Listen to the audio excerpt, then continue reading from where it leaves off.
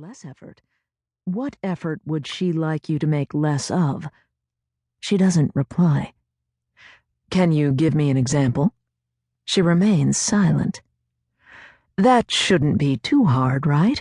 To come up with just one example, I say, clasping my hands, smugly, I must admit. No, it's not too hard, she replies. Okay then, I'm all ears. It's not your ears you need. It's your eyes, she says, taking off her glasses and setting them on the little table next to her. She reaches down into her bag and pulls out a small plastic container. She unscrews the lid. She sticks her fingers in each of her eyes and removes brown contact lenses, which she then drops into the plastic container. She looks at me, and her gaze is dazzling. The effect is that of light shining through aqua-colored glass. She gets up, sinks her hands into her gray frizzy hair, and pulls it off, revealing an incredible head of long, silky blonde hair. She tosses the wig on a chair. I am trying to gather my thoughts, think of something to say, when she starts unbuttoning her shirt. She takes it off. Underneath is a thick jacket which she unzips and peels off as well. She's wearing a little white tank top. Her torso is slender, her breasts full, her arms toned. Not taking her piercing aqua gaze off me, she unzips her jeans, takes them off. She then unzips the fake fat pants she's wearing underneath and slides her long, slender legs out of each thick leg tube. She tosses these pants on top of her other clothes on a chair in the corner. The whole pile jiggles like a mountain of jello. Barb pulls fake teeth out of her mouth and places them next to her contacts on the little table. I hadn't noticed her teeth being particularly unattractive, and yet, somehow, the removal of this fake set tremendously improves the shape of her mouth. Her real teeth are lovely.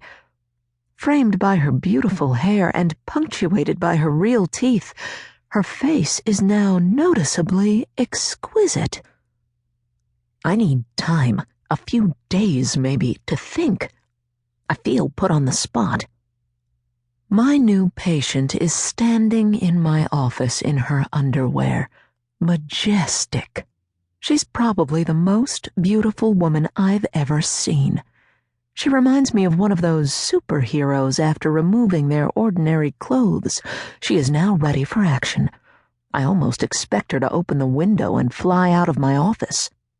The effect is muted somewhat when she scratches her arm self-consciously, though that's an understandable display of discomfort, considering that her therapist is gawking at her. Do you understand now? She asks. I look down at the note I wrote in my pad, which reads, Mother wants her to make more effort with her appearance. I cross out the word more and replace it with less. Yes, I see, I say. How often do you wear this disguise? All the time, pretty much. Why? I find my real appearance impractical. But isn't your disguise even more impractical? Isn't it heavy? Yes, it's a bit heavy, but I feel much lighter in it. Being dowdy is liberating. Liberating in what way? She shrugs. I'm left in peace. Peace from what? She doesn't answer. From men? Model scouts? Love at first sight? She says nothing. When did you start wearing it? Almost 2 years ago, she says. Did something happen? She doesn't answer. I repeat, did something happen almost 2 years ago that made you start wearing this costume? She looks suddenly weak, visibly upset. She sits down, drapes her shirt over herself, no longer resembling a superhero so much as a lost girl from a fairy tale. She doesn't say anything. Tell me what happened, I urge softly, suspecting abuse, sexual harassment, possibly rape. I can tell she's having trouble. She doesn't want to cry, but if she attempts to speak, she will.